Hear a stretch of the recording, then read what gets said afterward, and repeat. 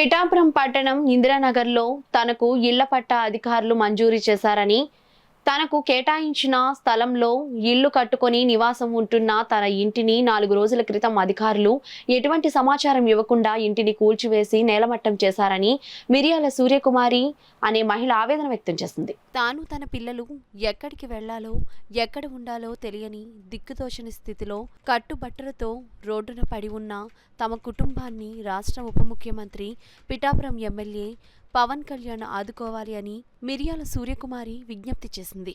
నన్ను ఇంటికి బయట రోడ్డు మీద గెంటేసి ఇల్లు పడగొట్టేశారు అయ్య గారు. సామాను అందరూ ఉంటుండగానే, మనుషులు అందరూ ఉంటుండగానే, చంటి పిల్లల్ని నెట్టుకుని ఉంటుండగానే అప్పటికప్పుడు వచ్చి అధికారులు పడగొట్టేశారు అయ్య గారు.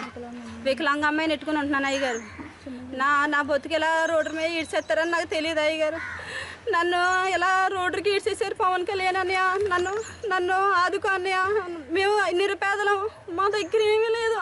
మా అమ్మకి నలుగురు ఆడపిల్లలు కూడా అలాగే కష్టపడుకొని బ్రతుకుతున్నాం.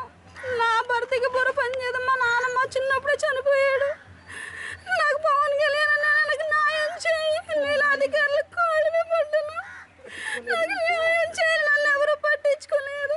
నా ఇల్లు పడగొడుతుంటే అందరూ నవ్వారు.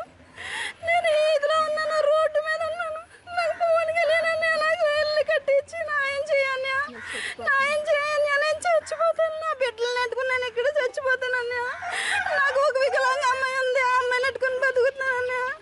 నాకు వికలాంగ అమ్మాయి, ఈ అమ్మాయి నెట్టుకుని పిల్లలు నెట్టుకుని బ్రతుకుతున్నాను. మగ దిక్కు లేదు. ఏ మగ దిక్కు లేకుండా మమ్మల్ని రోడ్డు మీద నిలబెట్టారు అన్నయ్య. మాకు న్యాయం చేయన్నయ్య. నిన్ను పిఠాపురం నియోజకవర్గాన్ని మేము గెలిపించుకున్నాం. మేము కావాలని నిన్ను రప్పించుకున్నాం అన్నయ్య. మాకు కావాలని నిన్ను గెలిపించుకున్నాం.